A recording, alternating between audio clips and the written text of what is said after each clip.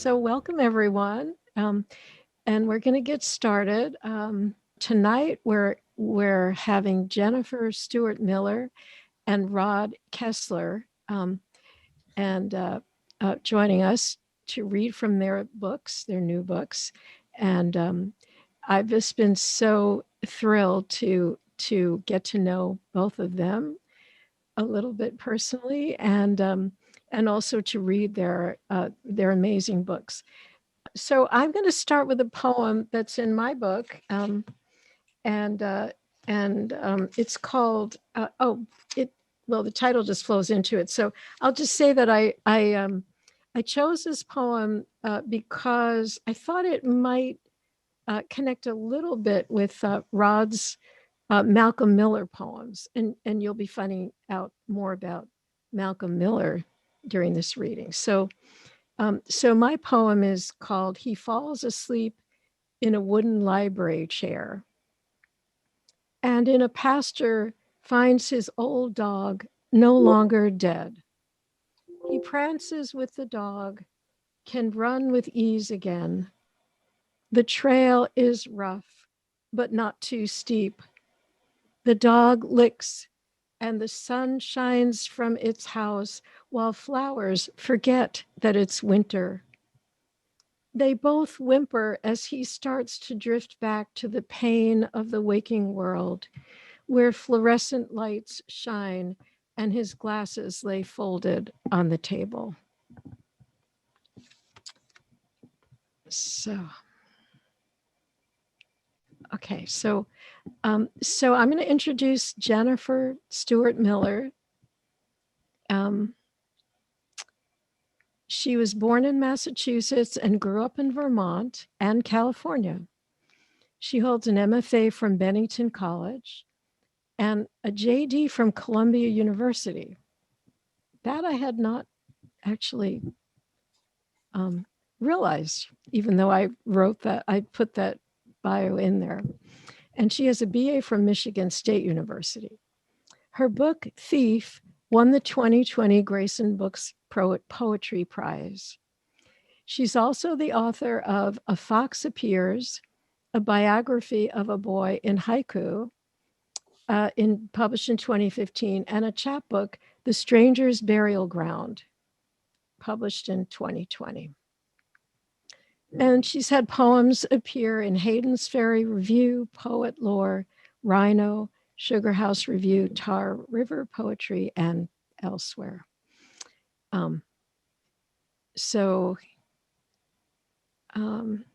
What I found about this book was with Jennifer's book is that there were so many stories in it, I just could not put the book down.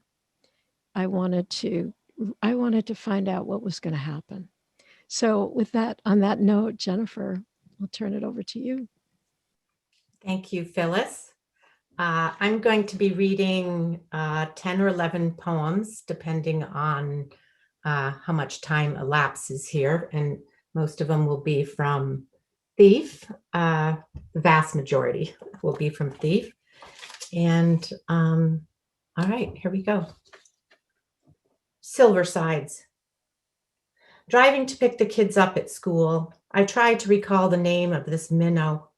My sister would know it.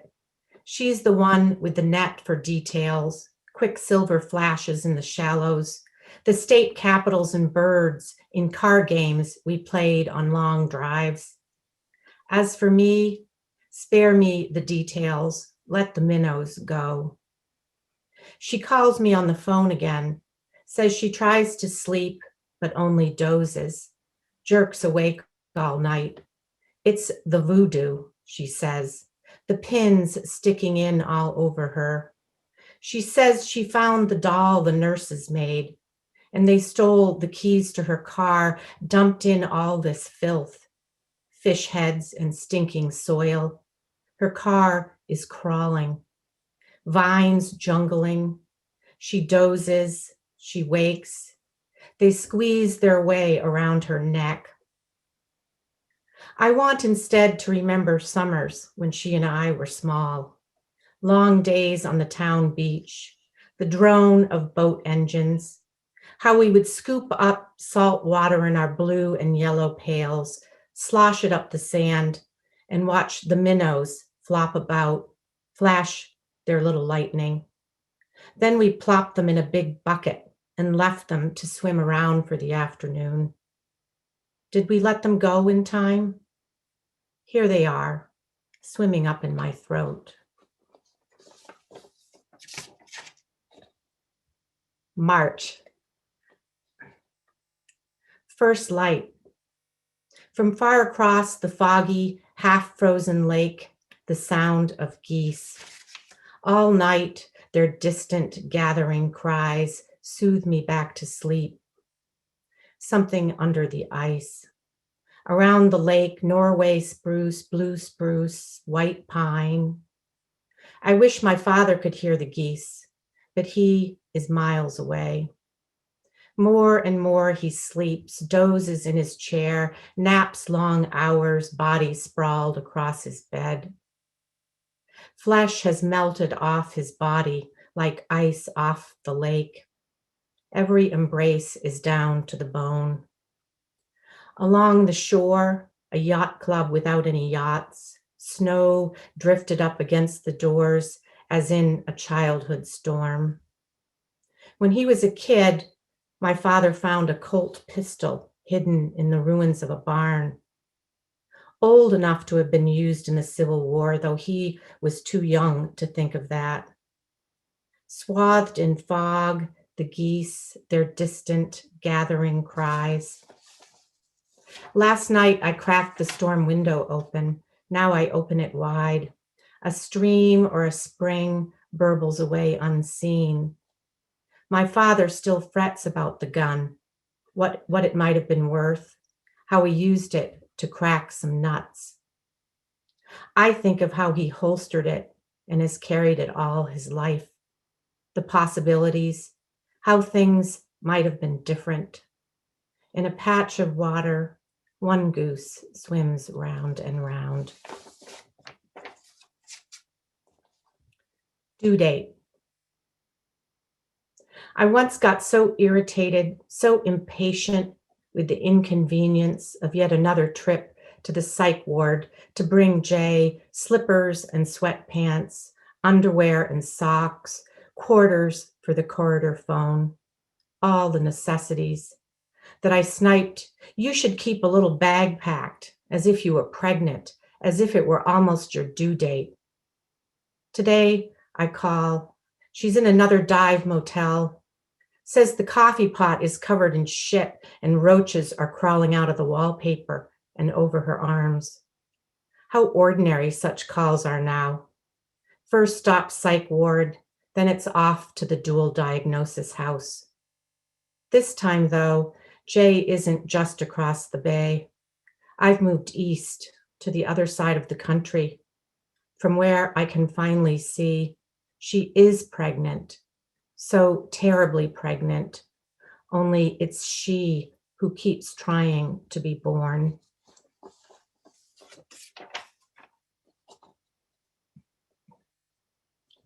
Lines written on a loon's skull. The way you consumed your prey, death too gulped you whole, broke you down to constituent bones. Your cranium, a tiny church with a spinal hole I can whistle through. Needle-nosed beak, how neatly the lower jaw slots into and clutches the upper, like a 3D puzzle piece. Foramen, an opening, a pore, a passage in bone. Under the arches guarding your emptied eyes, a gibbous moon stares back at me. Are these pinprick holes where nerves, veins, arteries, you were sewn together like a plush animal and stuffed with life? The elongate hollow in your upper beak, is this the mournful place, the lake where mist rises at dawn, where you croon your call? The life in you, as I pencil these lines on a tracing of your skull, The letters are tufts of sprouting feathers. Walking Woman. This one is for my friend Suzanne. Giacometti's Walking Woman is a headless lesson, bronzed and archetypal. Take something or everything away from this woman, and still she walks on. Once she had a head, but Giacometti chopped it off, which I can't help but feel ambivalent about. Eyeing this lissom female form, I can imagine why a head might have seemed a distraction. And yet, there is something about a head. In a darkened room, a video plays in which blind people paint self-portraits on huge sheets of paper rolled out on the floor.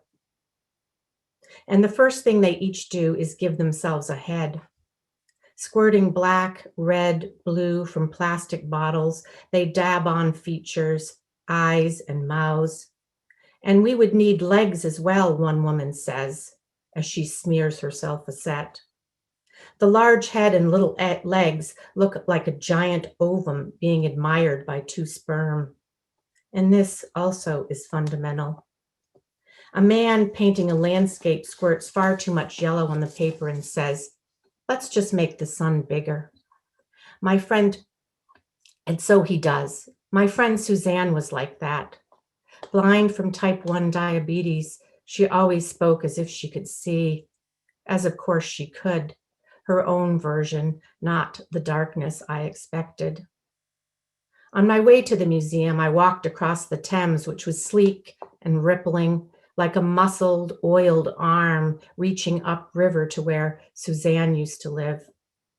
Frail as she was, she blazed like a torched oil well with desires to ski down mountains, to see her only child grow up.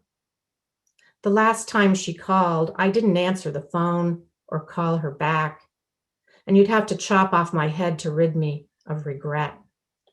Today, I pressed play on the old machine, and she wishes me a happy birthday again. Eyes closed, I let her voice wash over me. I love the body, its ability to endure, to keep walking, even if the fierceness is all in our heads. 2.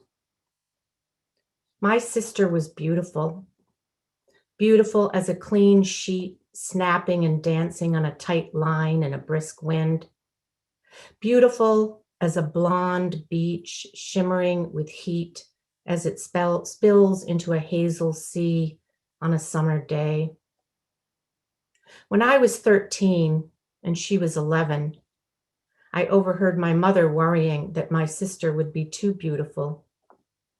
Jealousy stung, welted my heart. I was adored, but enough wasn't enough. Firstborn, I wanted to be first in everything.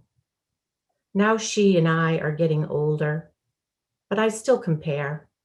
Do I look younger than she does? Her life has been hard. Over and over she tries. These days, her only daughter, 13, blonde and lovely, lives with me. Snow is falling today. Too beautiful.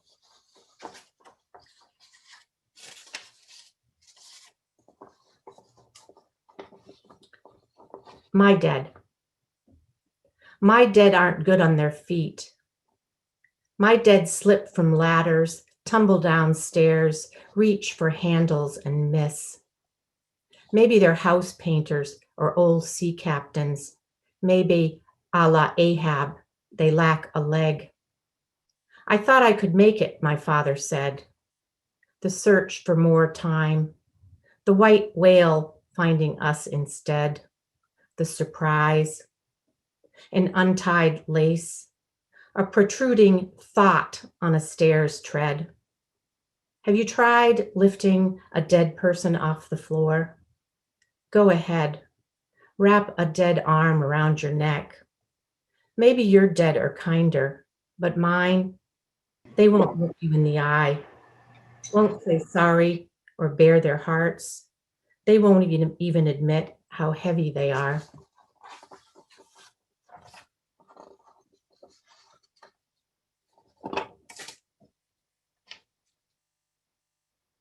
Sorry, four more poems. Thief. Only an animal with hands could have stolen the dish of jelly I set out for the Orioles last night. I picture that lone ranger-faced raccoon up on its haunches in the garden, lifting the orange-tinted glass bowl to the August moon as it gulps down sure-fine Concord grape. I forgive the thief. Who hasn't been tempted by dark to steal something sweet? But at the edge of the road, like a clump of hairy jelly, lies a raccoon, stiff hands clutching at nothing. Sure, maybe every delicious moment ends like this.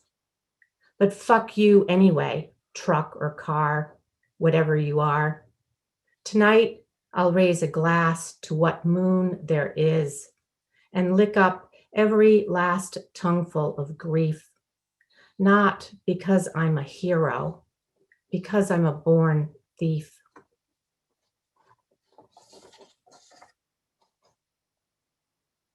All right, in honor of the first day of spring, the next two poems have a little spring in them. Emerge. After the tree toppling blasts of 3 late nor'easters, who doesn't feel it?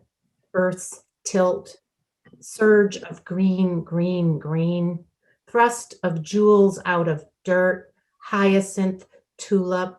Who can sleep? Birds chortling their inside out, upside down dirge. They wake me, wake the sun. Out on the lawn, robins hunting worms, buried things. My father does not emerge, does not sing. Waits on the piano in his mini Grecian urn. I unscrew the lid, his first spring dead. Tip the urn, grit of his bones, let a little sun in. 2 more poems. Because the pear tree. Because the pear tree is as fluffy white and absurd as a prize poodle, and thunder clouds sidle into the blue sky like thieves. Because the maple's new leaves are as tiny and perfect as the hands of a fetus, and anyone can see that some toucans lead secret lives as tulips. Because all the shades of green we've named are not enough, and over we sow the seeds. And peony buds bulge like bellies pregnant with overdue babies, while the lawnmower droning in the distance aspires to be a hive of bees. In spring, I should know better, but still, I want to sink down on my knees. Last poem. That's a poem I wrote last December. This poem is a newer poem. It's the one poem that is not in Thief, and it came about when I drove my mother to an appointment with her ophthalmologist, and as we were driving, we began to get the blaring through the radio of the possibility of a tornado near us.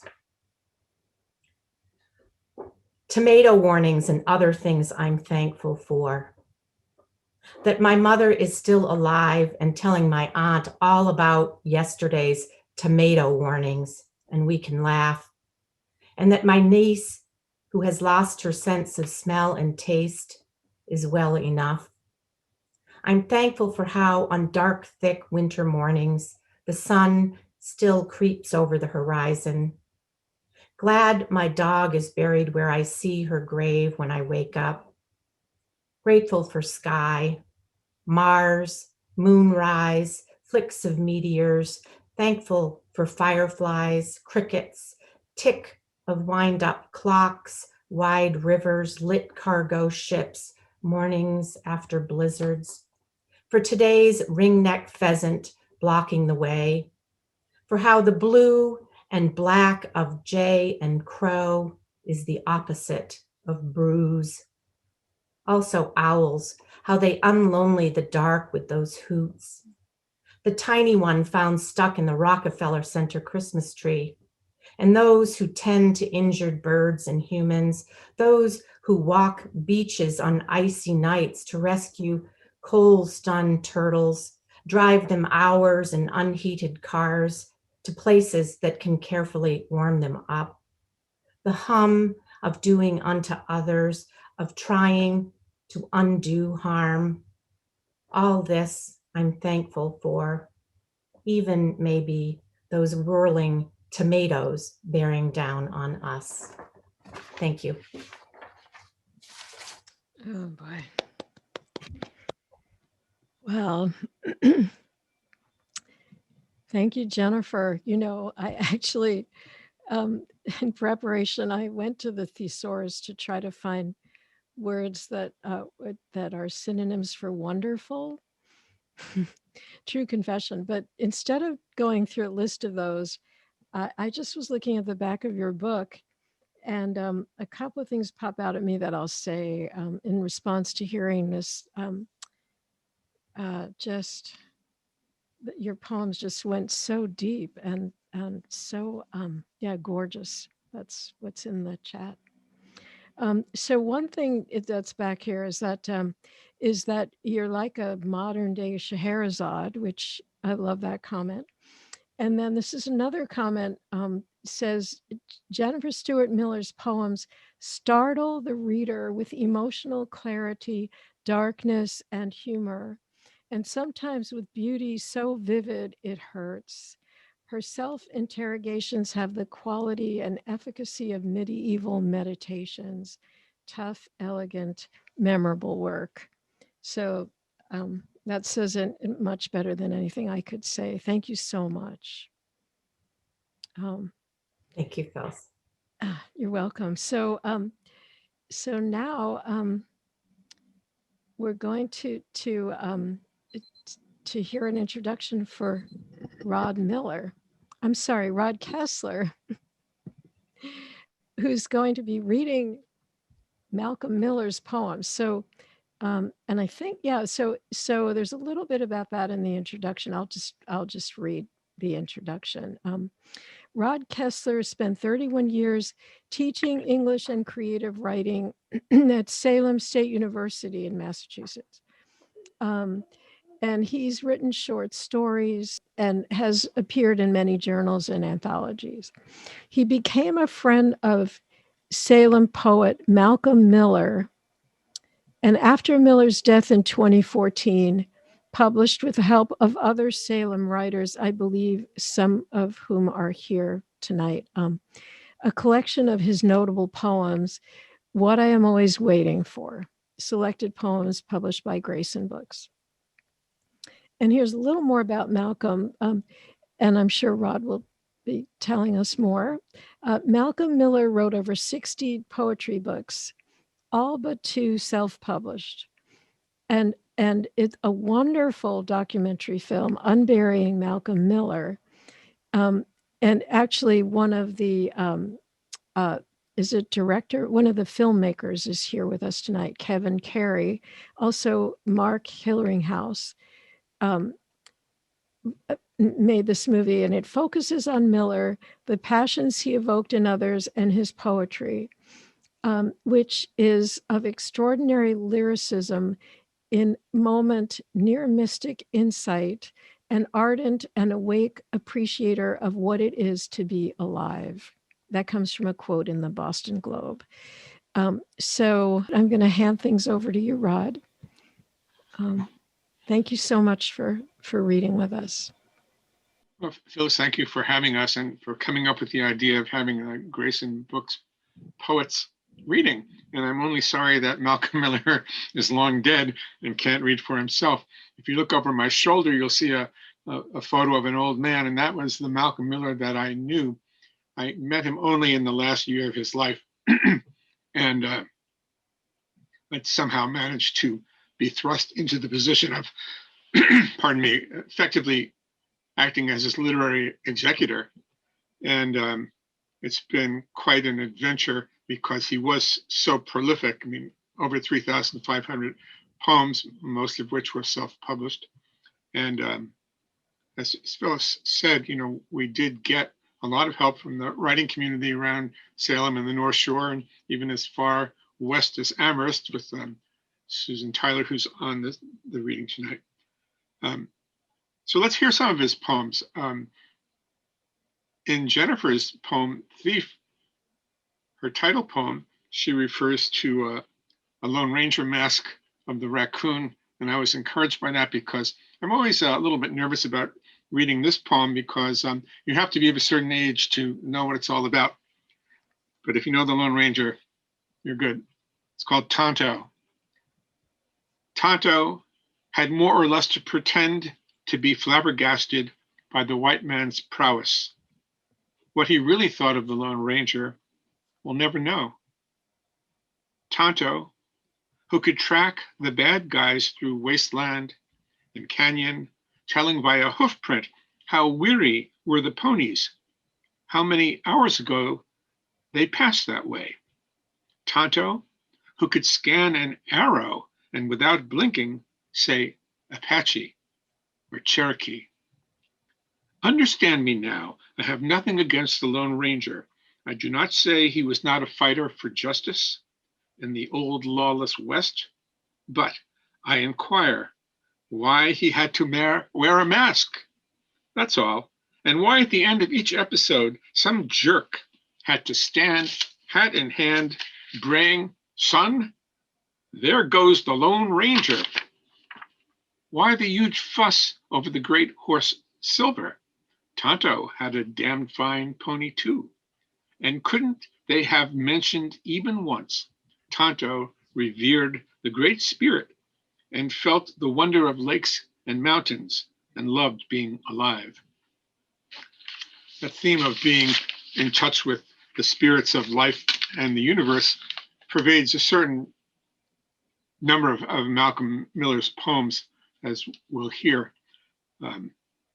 He died in his 80s and had a long life, and you'll see in some of his poems attitudes that are not particularly contemporary. In some of his poems about women, which are very passionate love poems, and we may get to hear one, you might wonder if he's not objectifying them a little bit.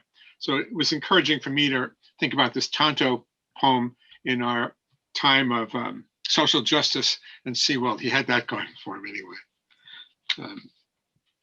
This one's called What I'm Always Waiting For. It's the title poem.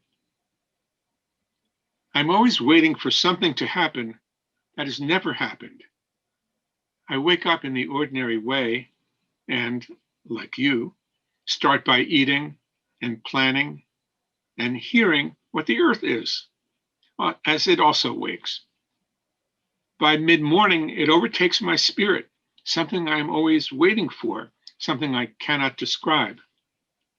I try to ward it off by beer or wine at lunch, for it is like a great expectant joy, this awaited thing, but like a suffering more harsh than winter.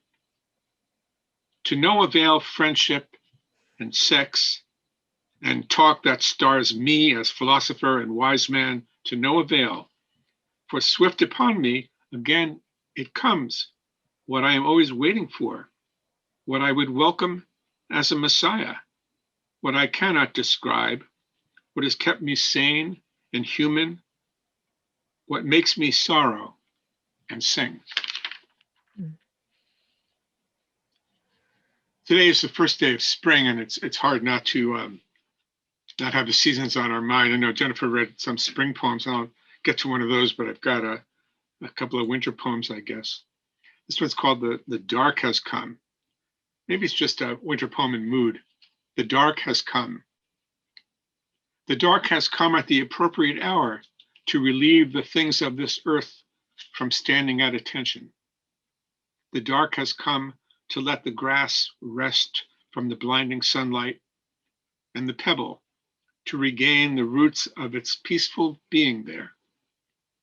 From the darkening sky all the way into the bones of animals, a message is being sent, like music, that loosens the secret fire to flow in our atoms as well as stars. I don't remember whether the Dunkin' Donut franchise has made it all the way out to California. Imagine it probably has in some places, but if you're here in Massachusetts, we've got them. This is a clean, well-lighted place in winter. It's 3 a.m, the fatal lapsed hour. I am the sole customer here in this Dunkin' Donut on the coast of Massachusetts. The coffee is all right, the donut not bad, the music being offered only fair, and behind the counter, the young woman who quit high school out of boredom is yawning. A mute kind of weary-eyed goddess, but a goddess nonetheless in this God-blessedly open place. Or don't you know yet about closed-up towns in dark, cold times? Well, let us bring us to spring. Again, we're in Massachusetts, and the reference to cowboys in this poem must not be taken literally. Spring. The bars can no longer hold these lost cowboys full of beer and whiskey. They stagger across the tree-still park, rained on by spring's need. Careless of dark and puddle, they sing out and cavort, knocking trash barrels down and adoring their souped-up getaway cars. When they break your sleep at 3 a.m., remember, this is the closest they might ever get to joy and freedom and God.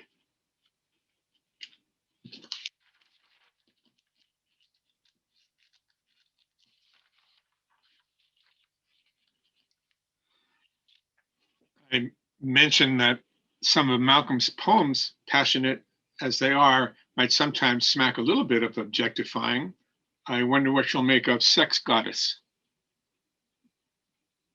Sex Goddess, please stop bursting without warning upon me as I try to live hundreds of miles away and am not safe from the magnetism under your skirts. Why don't you stay in your own cell? Why are you always like wind-borne pollen? And I sneeze until I'm hospitalized in love asylum and bordello. How long can it go on?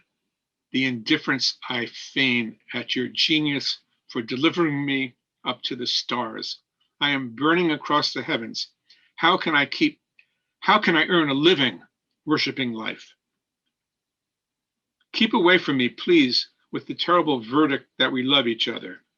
Can't we become sensible like others and die to the glory of what your eyes offer? All my favorite people have become so boring because of you. Because of you, I stopped going to films. Because of you, I believe any miracle, including those I know cannot be real. Because of you, I ask the mafia to protect me.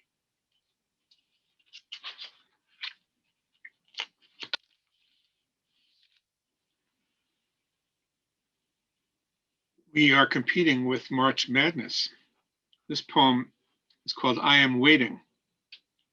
One morning, as they begin to give the sports results over the airwaves, Yankees 4, Tigers 2, etc., suddenly, by some quirk or other, they began to give the real results amid swift protests and denials. Despair, 12, joy, 2. Propaganda, 6, truth, 1. Piggishness, 15, piety, 1. suicides 3, resurrections 0.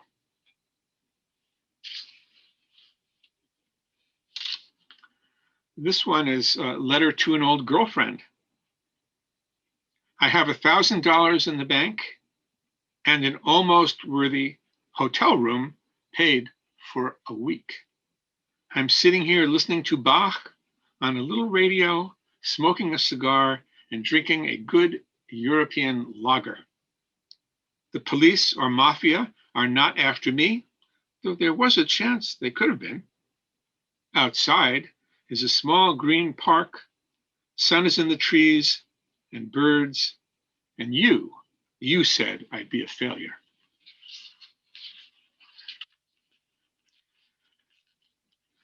We started out in the winter, and here we're going to go to Fort Lauderdale, Florida in sunnier times. Fort Lauderdale, Florida. The sun here knows it has no competition. It's the big shot that makes you brown in a few days. You are mine, the sun says. No one argues the point, which would require thought. Civilization is not as real here as the long sandy beach where the amazing banality of palm trees repeats itself like dogma. People look clean and light and fluffy, as if they have recently been sent out to a laundry. Well, maybe I will read one more, and then we can start to have our conversation. This one is not in the book, what I'm waiting for, but it's called My Books. I'm very disappointed in my readers. None has ever sent me a fan letter. A small number have called the police. I'm disappointed in bookstores. When they agree to stock my books, popular books run quickly away to hide in the cash register. Thank you. Oh, thank you, Rod. We better go to my thesaurus words here. Outstanding, superb, tremendous. I have so many questions to ask both of you. So if other people have questions, go ahead and put them in the chat, and it's certainly okay to unmute and comment. We can start with comments and go on from there. So I'll give everybody a chance to see if there's anything you want to say. There's some comments in the chat that I can read. Moving, very moving. Poems are poignant. So I would like, Ginny, our publisher, Ginny says, I would like to send Malcolm Miller a fan letter. Yeah, me too. That would be fun to write him one, actually. Write a poem for Malcolm. Well, so if no one has any comments or questions that you feel you want to say out loud, here's a question that just came in on the chat from, is it Miley Black? Am I saying that right? So this is a question for Rod. In what ways does Rod relate to Malcolm Miller? And I'm wondering if that means, how did you know Malcolm? I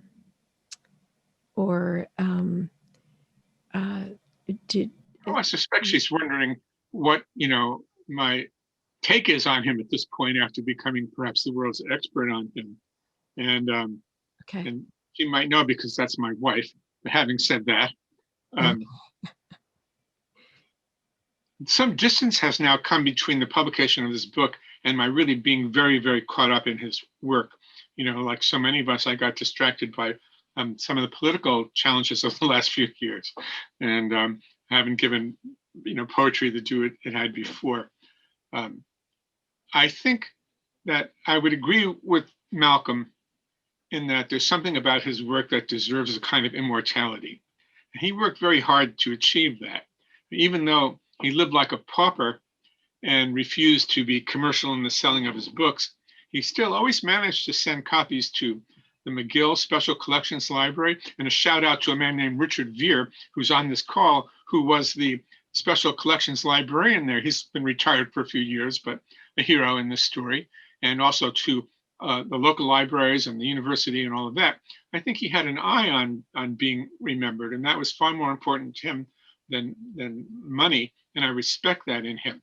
And this is a guy who slept on a ratty sleeping bag on a hard floor without a dresser, much less a television. And yet he had a bank account with $24,000 in it. And, he just felt that he had to live that way. So it comes out in his poems. It's hard on anybody to be 100 years ago or 50 years ago or 75 years ago and be judged by the present day standards. But I think that in his writing, a lot of it that's there is going to be, timeless, and we won't just say, oh my goodness, either the values or the techniques are just antique. So that's maybe how I'm relating to him. Thank you. So I have a question for Jennifer, actually, but I think you could speak to it as well, Rod. So I'm wondering about how you figured out the order of the poems in your book, like how you came up with the chapters, the sections, and then how you decided where to put the poems, because I think you did that so masterfully that I'm curious about how that worked for you. There were a lot of versions of this book, but I guess I take seriously the idea that a book of poetry consists of a collection of poems, but that the book itself that you put together, the shape of it and how the poems connect up to each other, is another poem, that you're really stringing together poems as you would a poem. And there are different versions of this book that could have been possible. I think, I wanted there to be an arc to it. I realize it's very dark, so I wanted to bring in a little more light towards the end, because I'm actually not a dark person. But I just would say that a lot of thought went into first and last poems and sections, where the narrative was going, where to break it, to emphasize things, but more it's like a puzzle that you're slotting together from last lines, first lines, subjects, length. All of those got attention. I want to ask a follow-up question, because I was wondering about this too. In your book, you have, I think, 5 sections, and they're just numbered. I mean, whereas, in the Malcolm Miller book, I gave each of the sections, a title, typically a title of a poem in that section. But were you tempted to give titles to your sections or not? Or how did you decide that? No, I never was tempted. I think there was such a mix of poems in each section, because there's a couple different themes that run through the book, that I don't think I thought that any one poem or any one title would do the work. But I love the way you did the titles in Malcolm's book. I really enjoyed them, but it seemed to flow. Your titles seemed to flow very naturally, and I really liked the way they were kind of a guide through the book. And I guess I just never really thought about doing that, but maybe I should have, thought a little harder. And let me ask you another question then. So why wouldn't you put the collection together with no breaks? What was your thinking to divide it up? Because I think that you do have to pause the same way you do between stanzas in a poem in some ways, to absorb certain things and to just take a breath before you move on to the next, the next line, as I would say. But also, I know there are so many more contemporary ways of putting sections together and not having sections and things. There are a lot of people do it in so many different ways, but I guess that's what it comes down to, is having a pause, having a stanza break, and a moment for the reader to breathe before moving on. I guess I like that when I read a collection.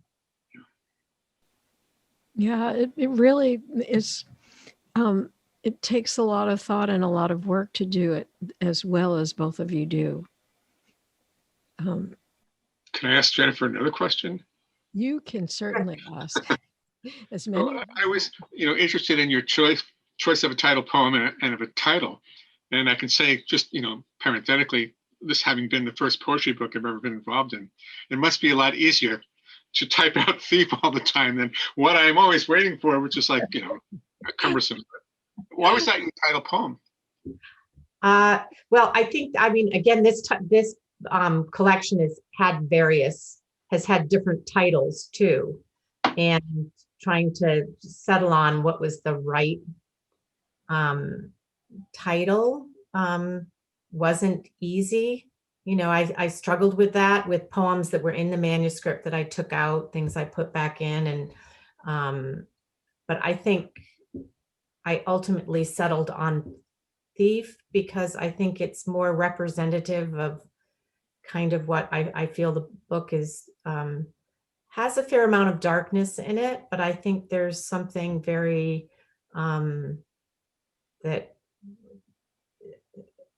that there's something about humans that it's not that we get up in the morning and say, I'm going to be a hero and be full of joy. It's just, that's the way we are. And if we're lucky, some people wake up and they may not feel any joy, but the vast majority of humans do most of the time. We all have very dark periods, but I felt that poem, that we're always stealing, or we're always capable of stealing joy, because there's joy, and I think Malcolm Miller's poems express that in the same sentiment in different ways, but that we're always out there trying to steal a little joy.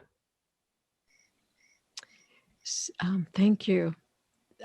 So I know there are some writers in our group, and so this question is really anyone who's sharing anything personal, however you're doing it. So the question is, how does it feel to share some of the more personal work publicly? And do you feel, how does that work? What's the process? I certainly know there was a process for me that I could talk about a little bit, but I'd really like to hear from both of you about that. Why don't I go first, because I'll be very brief. Malcolm Miller didn't share anything personal about me. Well, right. I know you don't have anything personal in there, right? So it's a little bit, maybe it's not so much a question for you, although. I want to hear what Jennifer has to say, because I had the same question. Yeah, good. Okay. Yeah, maybe there's something of you in the book, though. Yeah. So we'll see. Okay. I think anybody in my family would say that I'm a very private person, and at the same time, sometimes it just seems easier to tell things to strangers than people who are closest to us. And after you do so, I think after this, when the book first came out and I started flipping through it, because when you're so busy constructing a manuscript and stuff, you've read these, you created these poems, you revised them, you've been playing around with them, you kind of lose sight of them after a while. And so when you actually see the book and you think, oh God, what was I thinking? There's very much that sentiment. But at the same time, it's okay. You know, the people who love me still love me, I think. And I think sometimes maybe we're trying to avoid in not sharing very personal things with people who love us most. You know, we don't want them to feel hurt bad, that I might feel bad. So, you know, there's a sense of trying to avoid hurt in those closest to you. And I guess I also kind of the standards these days, if you know, compared to Sharon Olds, I feel like my poetry is practically in abstractions. I have no poems about penises or anything. And so, you know, it's all relative. There are people who write far more personal. Confessional poems. Yeah. Yeah. So, and also with poetry, although as a reader, you might take for granted that everything in the poem is the truth. It's not really always that way. Sometimes there are things in a poem that we assume are the truth, but they're actually not. Or it's written about something that's somebody else maybe brought into your awareness. So that's absolutely true. And that's true of some of these poems. I mean, you know, events are telescoped, things that may have happened in many different ways can be combined together. And, you know, you're not writing nonfiction here. You know, I think Ginny's saying this in the chat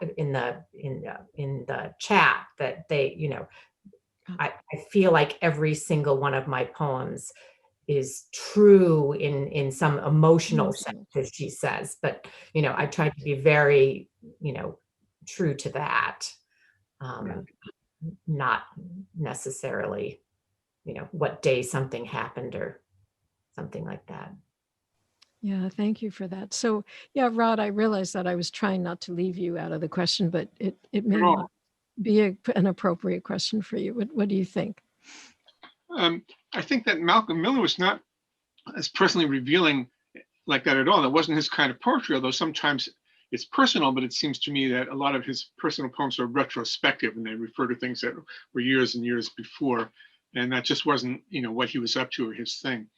And he was doing other things, obviously. Yeah. So you write poetry as well. You write your own poetry. How is that? Do you write from that personal perspective? I mean, a lot of people don't really. So what some people do, but it's been a while since I've been actively writing poetry.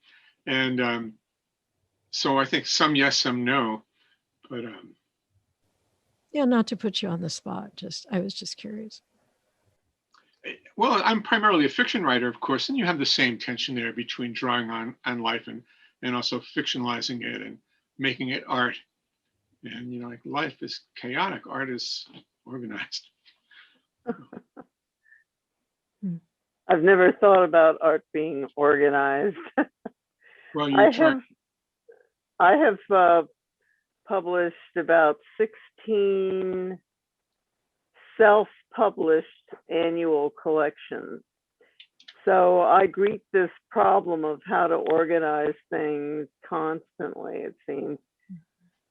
I would like to share one idea that comes up because the books are so easy to do with print on demand. When my mother was alive, she was reading my works and she would comment, and I began to realize what offended her and what didn't, and what she read and what she hadn't, and that sort of thing. And one particular collection, I worked a great deal on the death of my brother, and I thought that would be a source of hurt for her. So when she received my annual volume, I had completely changed it, dropped out a lot of poems, And then I found that because it had been such a central issue, I had to change the title for her, the cover image, everything. It was very difficult, and it meant that I had to go back inside the book, and the poems that remained, even in sections that had nothing to do with my brother particularly, were things that I needed to change to give special attention to their order and that sort of thing. Everything Jennifer said made so much sense to me that way. Yes. Thank you for that, Casey. So there's a question in the chat. I think, and I'd like to actually add a little more to it. So it's from Kevin Carey, wants to know how you would describe Malcolm Miller as a poet. Rod, I was thinking maybe the people who are here who helped with the project and were involved with the movie might talk a little bit about your experience as well, if you would like. Oh, that's great. Well, he's certainly not writing in form, and there's no sonnets. I mean, he did, in a very, very rare instance, try rhyming. He does occasionally something more like syntactical rhyming, or just structures repeating, which I noticed Jennifer does too, because blah, blah, blah, because blah, blah, blah, that sort of structure. But, and occasionally he gets in a good image too, like the Florida poem where they look like they just come out of the laundry or something. But I think ideas were important to him, but not abstractions. So he manages that pretty well. He was not unlettered, even though he lived towards the end of his life almost like a one step up from a homeless person. He was very well educated. He went to St. John's Prep, which is a fancy private high school in our neck of the woods, and then to McGill University. And many of his poems, or a significant minority, are about writers. He has poems about Eliot and Kerouac and Wallace Stevens and his Dylan Thomas poem about, right, yeah, he heard Dylan Thomas read when he heard Dylan Thomas read in Canada, in Montreal. Yeah. So, but I don't think you'd find contemporary poets, among them. He wanted to talk to me about Robinson Jeffers and Updike. He didn't want to talk to me about James Tate or anybody even more modern than that. But I don't think it was old-fashioned. I think he was going his own way. It's a fortunate for him, because sometimes when you read older writers' poems, it just is very, very dated and stale. And he's not. He's original. He's smart. Very, very rarely in his 3,500 poems did I come across a misspelling or a grammatical glitch. They're not. I mean, it did happen, but rare. He was an educated writer. So if anybody else who read his poems wants to chime in, and I'd be happy to hear it. Yeah, I'll chime in a bit. My name is Bob Booth. I knew Malcolm when he was in his 40s. I was working at a newspaper. Malcolm was still writing quite a bit, believe it or not, for the newspaper, which, as I think back on it, is such a weird thought, a poet writing for his city and getting his poems placed in our newspaper. But Malcolm was on the street very much. He was not hiding out. He was walking around and very comfortable with the entire range of everyone that he might meet in the course of a day, walking around from bank presidents to homeless people. As Rod said, he was well educated. He could talk the talk if he needed to, but he really didn't want to. And I think his poems are very interesting in being very much informed by street speech. And as you say, Rod, That was part of why I think his idiom did not get old. Some of his themes and some of his approaches to things are the themes of what we would, I guess, now call dead white men.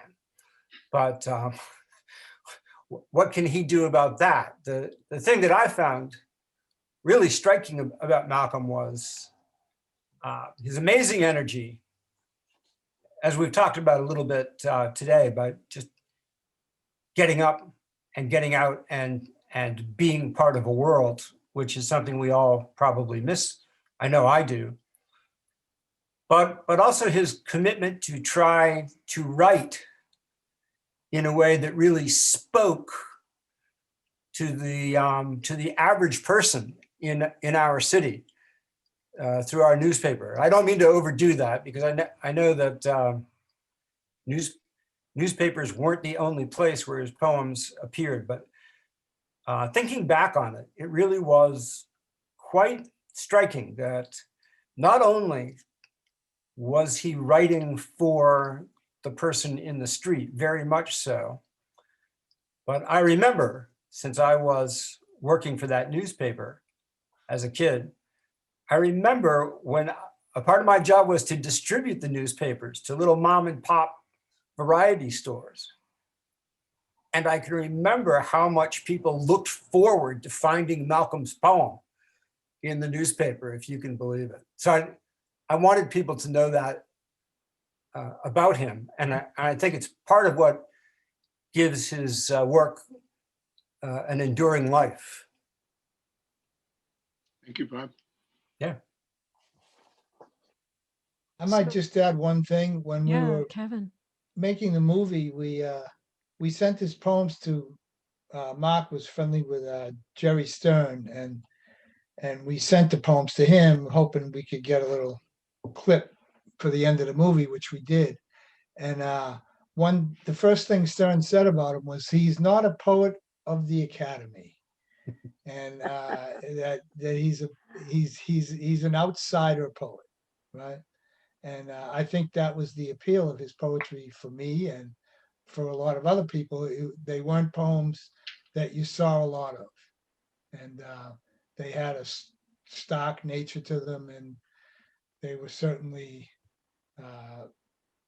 complete in a succinct way, but the language was different and the approach to poetry was different. And I would agree with Jerry, it was certainly outside of the Academy. And that was,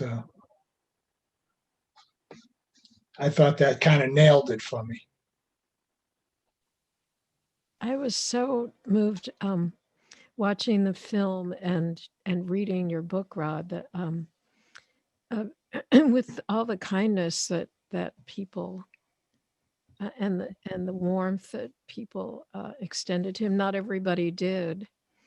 So the people who did, including you and others here, are it just really shines through.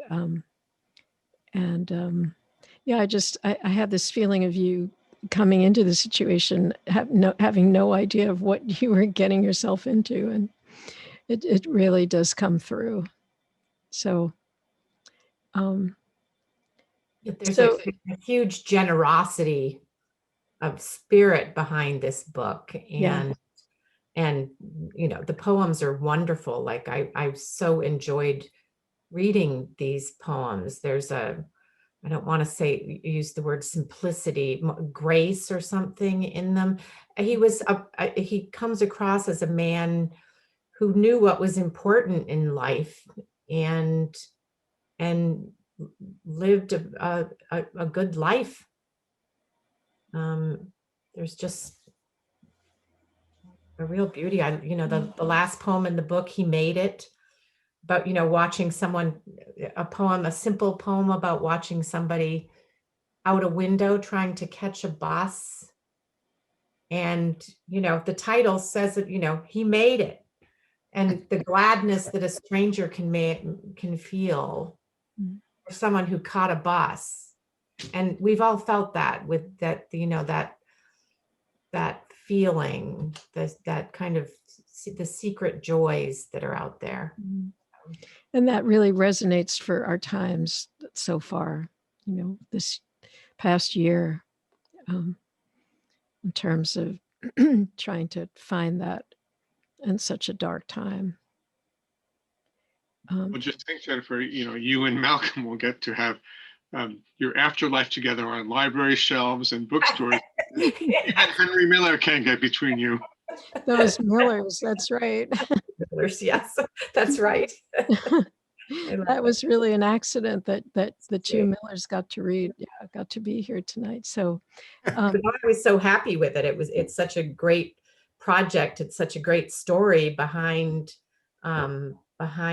this book that yes. Rod and everyone put together. There's just such a great the spirit of poetry. Yeah. So, and I want to ask Stan if he would put both of your books into the chat, just with links on where people can find them. Oh yeah. So I have this is I'm not the only one who has it. It's holding it up. And this is Jennifer's book. Oh, and oh, so I did have one more question that actually Jennifer wrote me this question, and I think it's just such a wonderful question, but I wanted to try to clarify. So here's the question that I have. If you could tell your younger writing self something, what would it be? So by that, do you mean think about who you were when you were a younger writer and what you'd want to say? Or is it, I was also thinking perhaps like if there was something that you wanted to say to your younger self in general, what would it be? So is that what you had in mind with the question? Or I think I was thinking of it as more of advice, and that I wish I had this feeling when I was younger that I should be able to write on my own perfect poems. And I think what I would say to my younger self now is there's nothing I treasure more that is more important to individual poems or to my books than my writing community. That I love my writing communities, and there are several of them, and they do different things for me, but I can't imagine what my life was like before I had my communities. So thank you. Yeah, thank you for that. Actually, I think I'm in a community right now, and one of the people in that community was in one of your communities. So what a coincidence. I'll tell you more about that. Yeah. I think that's such a beautiful question to ask oneself. If there was something that you would want to tell your younger self, what would it be? Taking that with you, we could also have both of you close us out with a poem. And I didn't actually ask you for that. I forgot. So does that seem all right? Could you come up with something on the fly that to help us close out for today? Sure.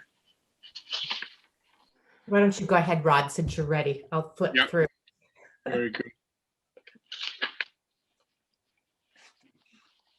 This is not in the new book, but part of his work. It's called My Situation. A gray cat sits in a window every day, gazing fixedly out. I can't stop feeling the cat observes the world carefully and astutely. I stop one morning and confront the feline. Its remote, slanted eyes study me, then seem to dismiss me as of little interest. It's just a stupid cat, mind you, yet I am on the verge of hitting back, almost mentioning my college degrees and published books.